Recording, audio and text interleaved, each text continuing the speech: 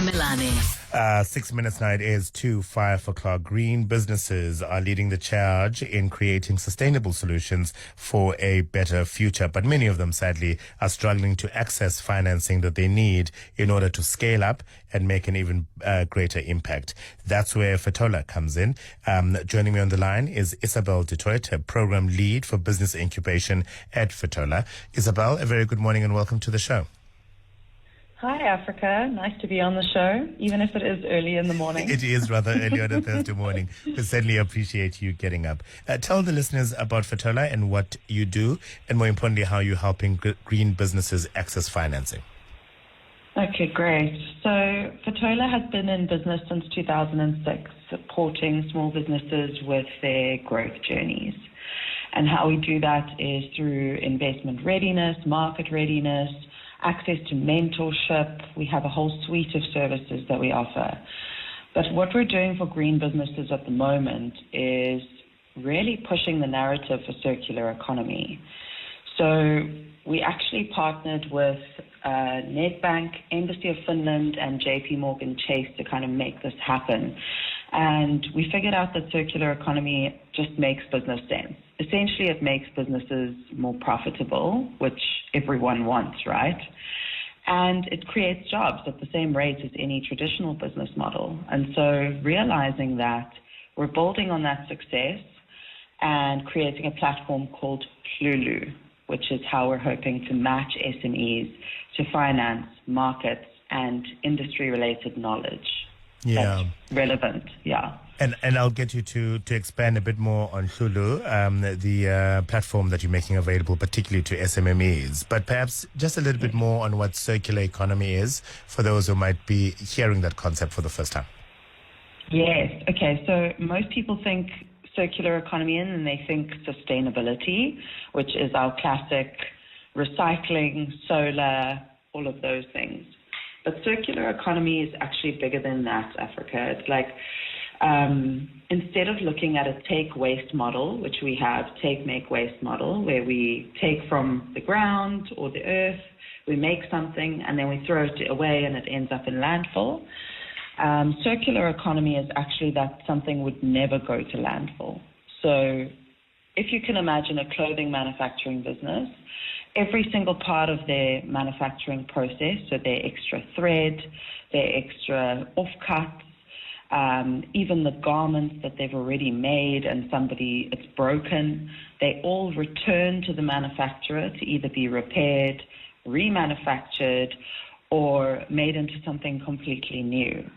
And so nothing goes to landfill, which is better for the economy, but also for small businesses means they have additional income streams for their business.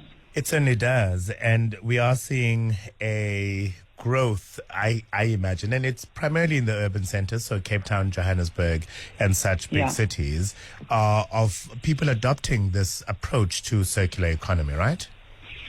Yes, absolutely. It's also being supported more and more by corporates and other organizations all over the country. And so there's a lot of opportunity in that space at the moment, new markets, new financing opportunities that come from circular economy. Yeah. A little bit more then on Hloolo. It's spelled HLOOLO. How will that help SMMEs overcome their challenges of financing and becoming investment ready? Also, Africa, I want to say it's so nice to hear someone pronounce it correctly. How will it help? So we've actually sat with a lot of information around financing and the real struggle that SMEs face. Not just green SMEs, I think SMEs in general really struggle to access finance. And there's a significant gap that SMEs sit with, which is their investment readiness. And their readiness for market, their ability to track their data or their financial records, that kind of thing. And then for green businesses, there's this extra layer, which is monitoring and evaluation, which there's a lot of expectations from funders and finance institutions to track their impact on the environment, which is almost like you need a PhD to do that in the first place. And B, everyone's a little bit risk averse when it comes to a green SME. Green SMEs often carry a lot of innovation with them, and innovation risk is a big thing. So we picked up on all those things through our research at Fetola and decided let's come up with something that actually helps mitigate that. So we've created a suite of knowledge that really helps SMEs to improve their investment readiness. We have a scorecard, so everyone please go out and do the investment readiness scorecard. It'll tell you what your gaps are. Then we have knowledge resources to plug those gaps. So now you understand what your gaps are, you can plug those gaps, and then once those gaps are plugged, we have over 600 funders listed on the platform for you to access and match with. So obviously it depends on the relevance to your business, but you can match with them there. Yeah. You made reference to a scorecard. I want to direct listeners to a website where they can find you. What I've got in front of me is fetola.co.za. Is that the best one, or is there another website specific for Hloolo? So if anybody wants to invest in SMEs and create new services for SMEs, that kind of thing, they can go to fetola.co.za.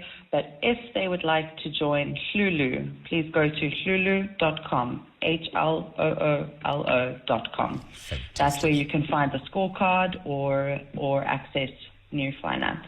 It's exciting, Isabel. Thank you very much indeed for your time. Isabel du Toit is a program lead for business incubation at Fetola, telling us about Hloolo, which is this wonderful, wonderful platform where if you're an SMME and looking to overcome the challenges of becoming investment ready and seeking finance to add to the circular economy, go to hloolo.com for not only the scorecard, but a bit more information on that.